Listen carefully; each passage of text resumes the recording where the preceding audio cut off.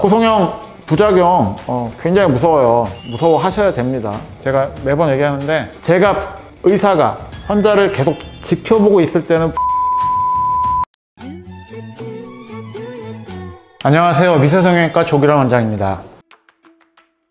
보통 환자분들이 많이 하시는 성형수술, 눈성형, 코성형 이런 게 제일 많잖아요. 그래서 환자분들이 겁을 내시기도 하는데, 코성형 하고 나서 부작용에 대해서 걱정들이 많이 하시기 때문에 오늘은 코성형 후 부작용에 대해서 설명을 한번 드려보겠습니다. 자, 첫 번째 질문이 코성형 부작용에는 어떤 것들이 있나요? 열거를 하자면은 굉장히 많을 수 있겠죠. 근데 저는 보통 환자분들한테 정리해서 설명을 드릴 때 크게 보면은 보형물 관련한 부작용, 사실 이게 저희들이 신경을 써야 되고 무서워해야 되는 부분이고요. 그 외에 사실은 흉이라든지 아니면 연골 부분, 특히 모양에 관련된 건 사실 엄밀히 얘기하면 부작용이라 얘기하기는 조금 어려운 것 같아요. 그래서 우선 보형물의 부작용에 대해서 먼저 설명을 드릴게요. 보형물은 말씀드렸지만 내 거가 아니죠. 그렇기 때문에 시간이 지나도 계속 이물질로 내 몸 안에 자리 잡고 있습니다. 그래서 제가 환자분한테 그렇게 얘기를 해요. 보형물에 관련된 부작용이 뭐뭐 있을까요? 보통 보형물에 대해서 걱정해야 되는 게 초반에는 감염입니다. 그래서 수술하고 나서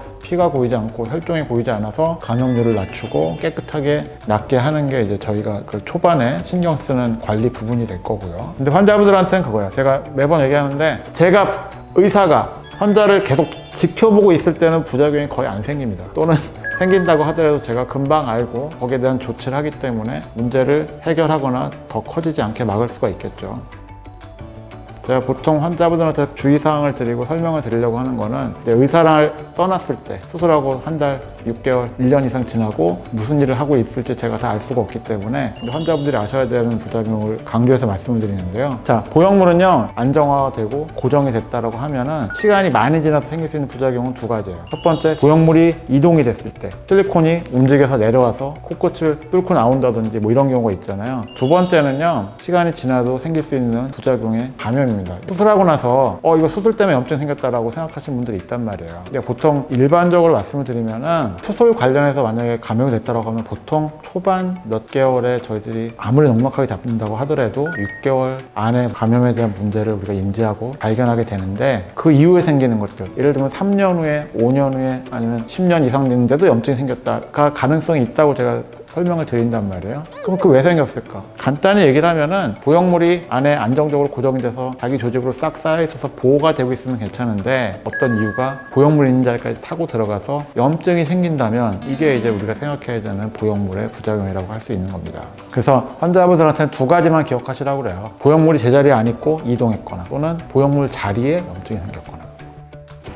네, 두 번째는 보형물 관련해서 이제 감염을 어떻게 확인할 수 있느냐. 이거 좀 애매한 경계이긴 한데요. 사람 몸은 여러 가지로 컨디션에 따라서 변하기 때문에 약간 빨개졌다, 약간 부었다, 그걸 가지고 우리가 염증이라고 하진 않거든요. 여러 가지 복합적으로 생각해야 되는데, 보형물 있는 자리가 붓고 빨개지고 아프고 이게 한꺼번에 오거나 명확했을 때는 저희들이 감염을 의심해 봐야 됩니다. 자, 그럼 이제 그 외의 것들은 이제 이거와 관련된 부분들이에요. 그러니까 감염이 있거나 염증이 있어가지고 안에 흉조직에 이상 반응을 촉발해가지고 생기는 게 우리가 알고 있는 구축증이죠. 그리고 가끔 환자분들이 코가 좀 뭉툭해지거나 짧아졌는데 이거 구축 아닌가요? 질문 많이 하시는데, 이거는 피검사로 딱 하나로 알 수 있거나 만져보고 딱 알 수 있는 건 아니에요. 전체적인 임상적인 이제 정보를 종합해서 제가 판단한다고 얘기를 하는데요. 전형적인 모양은 원래 있는 보형물이 끌려 올라간다고 생각하시면 간단해요. 그래서 코가 들리기도 하고 보형물도 위로 땡겨 올라가는 그런 모양이 되는 겁니다. 코성형 부작용 굉장히 무서워요. 무서워하셔야 됩니다. 그렇기 때문에 의사들도 주의를 하고 또 주의를 드리는 거죠. 또 반면에 말씀드리는 게, 그러면은 그 확률이 얼마나 높냐. 수술을 하는데 저희들이 10%의 부작용이 있는 수술은 의사들이 안 합니다.